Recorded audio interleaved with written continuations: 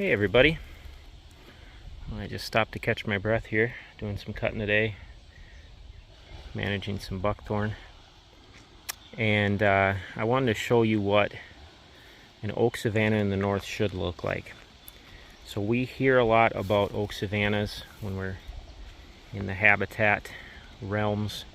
Oak savanna is it's kind of a buzzword, and generally what an oak savanna consists of is an herbaceous understory with some native grasses mixed in, and rotational fire every 3 years. Now that's great in the south, but in the north, those herbaceous plants and grasses would be flat by October. The herbaceous stuff would not be very palatable probably by the end of August, and it would be pretty much worthless during hunting season. But if we can get something that looks like this, so this is a shrub understory. This is very beneficial up here. So what happened in this area is the non-oaks were removed. All that's left is oak trees. Fire was set through here, and that's it. The non-native plants were controlled, which walking through here today, I'm not really seeing any buckthorn. The rest of this property has a lot of buckthorn. This area is pretty clean, and the fire I'm sure helped with buckthorn too. But what we have left is this nice shrub component. There's a lot of red berried elder, as you can see, which is kind of middle of the road for deer quality. I'm seeing a lot of brambles in the form of raspberries. Seeing some cherry coming back. I'm seeing a little bit of box elder, so there are some trees coming back, but that's okay. That's structure and cover and food. And then there are a few herbaceous plants coming in here too. I saw some beggar's lice, Virginia creeper, amongst other things. But the woody stuff is what we want up here. Now, there are a lot of guys that would say, okay, you got to burn this every few years. No, we want this to grow up and get thick underneath. Dr. Craig Harper, when he talks about burning for bedding, he doesn't say burn every 3 years, he says burn every 7. So we'll see what this looks like in a few years.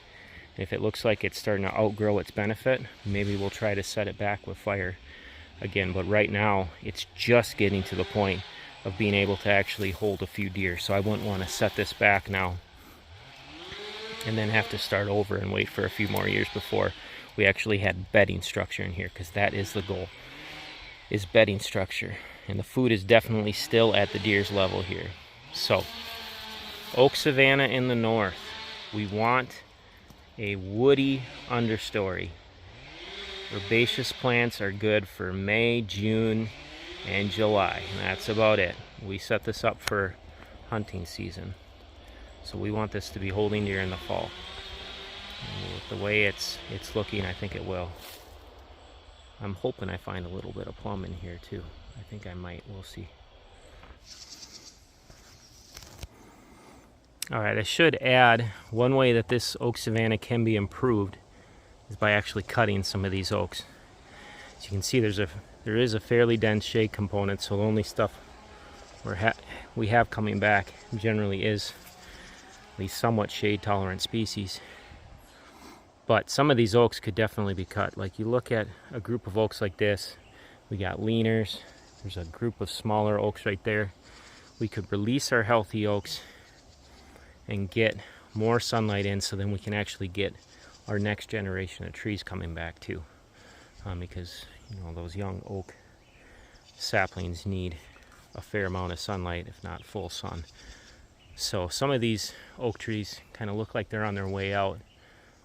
So it wouldn't hurt to cut a few oak trees just to add a little bit more sunlight, help that next generation of trees come, and also then release our good healthy trees so we can get more acorn production. So yeah, lots of ways you can tackle this one, but as it sits right now, it looks pretty darn good. All right, now y'all take care. God bless.